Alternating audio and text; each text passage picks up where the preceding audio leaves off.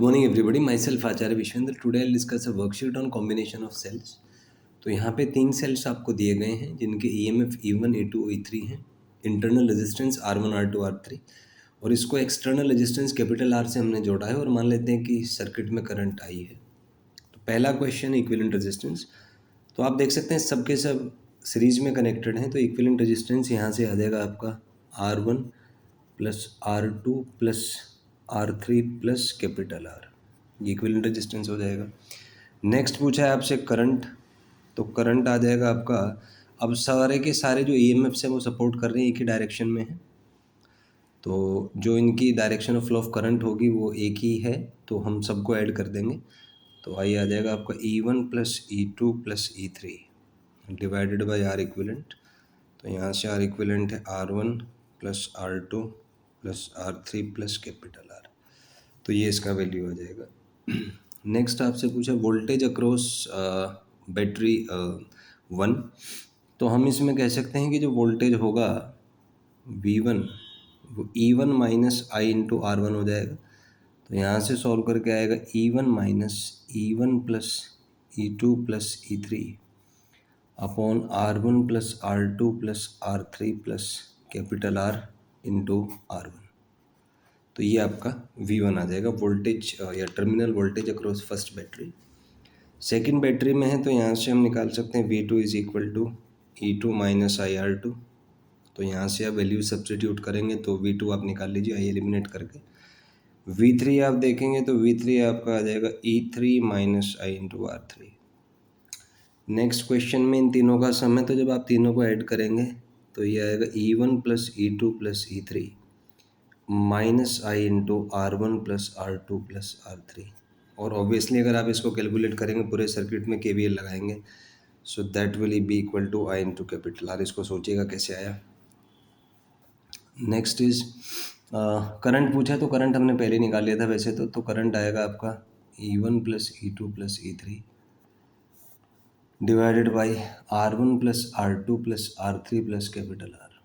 Then आपसे पूछा net power in the circuit. तो नेट पावर जो है इसको लिखा जा सकता है I square into R equivalent.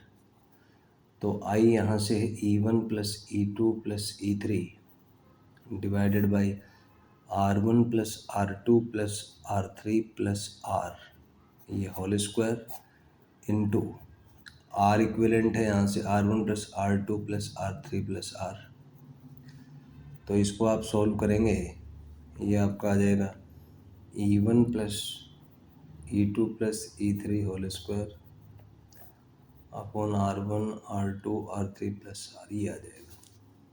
Next is power given to external resistance. तो ये पावर आ जाएगा आपका I square into capital R.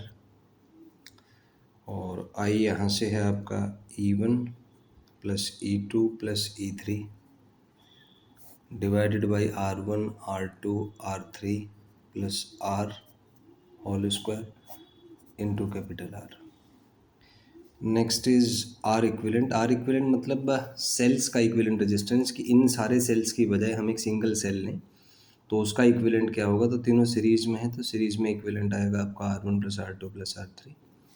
Series में होने की वजह से जो इन तीनों का इक्विवेलेंट रेजिस्टेंस इक्विवेलेंट EMF है उसको आप E1 plus E2 plus E3 कह सकते हैं. इक्विवेलेंट से मतलब है कि अगर इन सारे सेल्स की बजाय हम एक सिंगल सेल यूज़ करें जिसका इक्विवेलेंट E इक्विवेलेंट है EMF और रेजिस्टेंस R इक्विवेलेंट है इंटरनल और करंट सेम रहे तो उसके अकॉर्डिंग ये आपके वैल्यूज़ एनालॉजी से आप कंपेयर कर सकते हैं. नेक्स्ट क्वेश्चन है under what condition maximum power is given to external resistance. तो ये जो एक्सटर्नल रेजिस्टेंस की पावर है वो इतनी है. तो इसको अगर आप सॉल्व करेंगे डिफरेंशियल इक्वेशन बनेगा तो d/dr उसका 0 कर दीजिए. तो वहाँ से आपकी कंडीशन आएगी कि capital R is equal to R1 plus R2 plus R3. इसको मैक्सिमम पावर ट्रांसफ़र थ्योरम भी कहते हैं कि जब इंटरनल रेजिस्टेंस और एक्सटर्नल रेजिस्टेंस बराबर होते हैं तो पावर ट्रांसफ़र मैक्सिमम आता है. नेक्स्ट पूछा करंट एट मैक्सिमम पावर.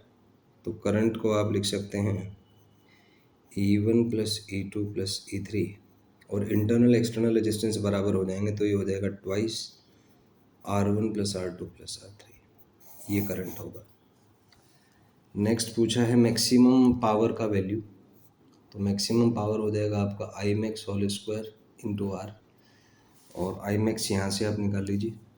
तो ये हो जाएगा आपका E1 plus E2 plus E3 whole square, और 2 का स्क्वायर 4 हो जाएगा, 4R1 plus R2 plus R3, और R जो है वो आपका R1 plus R2 plus R3 के बराबर है। तो इसको अगर सॉल्व करेंगे ये आएगा E1 plus E2 plus E3 का whole square by 4 times R1 plus R2 plus R3। तो ये इसके सॉल्यूशंस थे। नेक्स्ट हमें ये न्यूमेरिकल टाइप का क्वेश्चन है। तो 3 सेल्स आपको दिए हुए हैं जिनके EMF 2 वोल्ट, 3 वोल्ट, 4 वोल्ट है। इंटरनल रेजिस्टेंस 1 ओम, 2 ओम है, और ये 10 ओम में इसको कनेक्ट किया हुआ है। तो पहला क्वेश्चन है आर इक्विवेलेंट। तो तीनों सीरीज सब सीरीज में है, तो हम कह सकते हैं आर इक्विवेलेंट होगा 1 प्लस 2 प्लस 2 प्लस 10। सो 2 और 2 4, 1 5 और 10 15 ओम यहाँ से आ जाएगा। अब आपसे पूछा करंट, तो करंट हो जाएगा आपका टोटल EMF ऐड कर दीजिए, 3 और 2 5 और 4 9, divided by are equivalent 15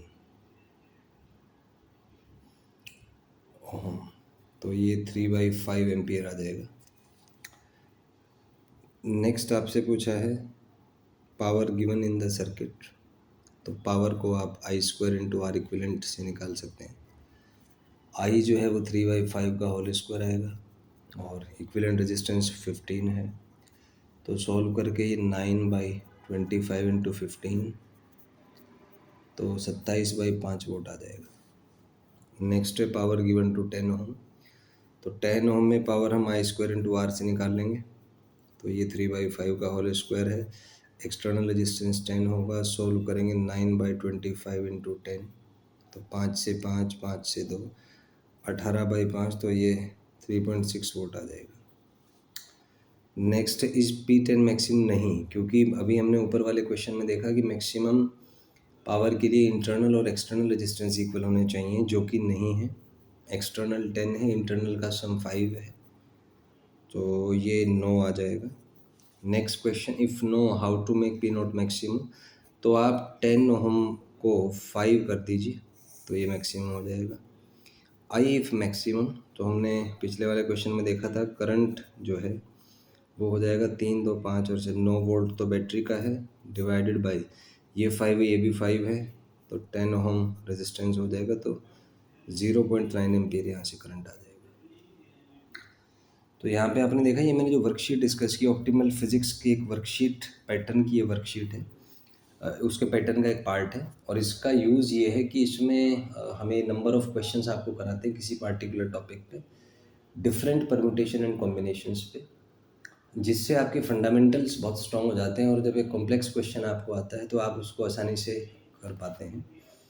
because the fact is कि आप जब नीट और जेई का कोई क्वेश्चन सॉल्व करते हैं तो वो इट्स अ बिट कॉम्प्लेक्स, उसमें छोटे छोटे कॉन्सेप्ट इंटीग्रेटेड फॉर्म में होते हैं, तो एक साथ अगर आप उसको बनाएंगे तो आपको थोड़ा सा डिफ़िकल्ट लगता है, एंजाइटी होता है, डिप्रेशन होता है, मन नहीं करेगा आपको क्वेश्चंस करने का, ऐसा लगेगा कि माइंड ब्रेन रिफ्लेक्टिव हो गया, आप कुछ पढ़ रहे हैं लेकिन ऐसा लगता है कि अंदर से कुछ है जो रिफ्लेक्ट कर रहा है चीज़ों को। तो उसके लिए बहुत ज़रूरी है कि आपके जो माइंड ब्रेन सिस्टम का जो पैटर्न है, जो एल्गोरिथम है, वो प्रॉब्लम सॉल्विंग के लिए ऑप्टिमाइज्ड होना चाहिए। और उसी की एक अप्रोच है कि हम जितने ज़्यादा क्वेश्चंस करेंगे, जितने ज़्यादा परम्यूटेशन कॉम्बिनेशंस करेंगे, उतना ज़्यादा हमारे नर्व सेल्स डेवलप होते हैं, उतने ज़्यादा न्यूरल कनेक्शंस बनते हैं, और जितने ज़्यादा न्यूरल कनेक्शंस बनेंगे उतनी शार्प आपकी प्रॉब्लम सॉल्विंग स्किल्स होंगी।